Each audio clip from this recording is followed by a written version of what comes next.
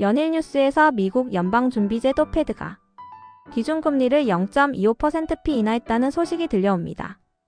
경제 전문가들은 환율이니 수출이니 거창한 이야기를 하지만 대출을 이용 중인 우리에게 가장 중요한 질문은 단 하나입니다. 그래서 내 대출 이자는 언제 얼마나 줄어드는 거야? 결론부터 말씀드리면 내려가는 방향은 확실하지만 체감 속도는 생각보다 느릴 것입니다. 이 상황을 정확히 이해하려면 대출금리가 결정되는 구조와 현재 한국의 상황을 알아야 합니다. 미국이 금리를 내리면 전 세계적으로 돈의 흐름이 풀리고 한국의 시장 금리 채권 금리도 자연스럽게 하락 압력을 받습니다. 은행이 대출을 해주기 위해 돈을 구해오는 원가인 코픽스 COFIX나 은행채 금리가 떨어지게 되므로 이론적으로는 대출 금리가 내려가는 것이 맞습니다. 이번 미국의 결정은 이제 고금리 시대가 끝나간다는 강력한 신호탄이기 때문입니다. 하지만 당장 다음 달부터 내 통장에서 빠져나가는 이자가 확 줄어들기를 기대하기엔 두 가지 걸림돌이 있습니다. 첫째는 반영 시차입니다. 대부분의 직장인이 이용하는 변동금리 대출은 보통 6개월 주기로 금리가 바뀝니다.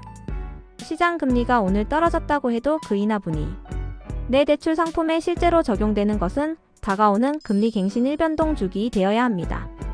즉 이미 정해진 이번 달 이자는 그대로 나갑니다. 둘째는 가계부채 관리라는 현실적인 장벽입니다. 현재 금융당국은 금리 인하 기대감으로 인해 사람들이 다시 빚을 내서 부동산을 사들이는 상황을 매우 경계하고 있습니다. 시장 금리가 내려가더라도 은행들이 자체적으로 붙이는 가상금리를 올려버리거나 우대금리를 축소하면 소비자가 체감하는 최종 대출 금리는 제자리 걸음일 수 있습니다. 실제로 최근 시장 금리는 떨어졌는데 은행 대출 금리는 오히려 오르는 기현상이 벌어진 것도 이 때문입니다.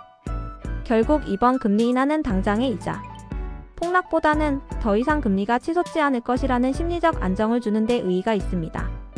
신규 대출을 계획 중이라면 급하게 서두르기보다 금리 추이를 조금 더 지켜보는 것이 유리하며 기존 차주는 다음 갱신 주기에 소폭의 이자 절감을 기대하며 자금 계획을 세우는 것이 현명합니다.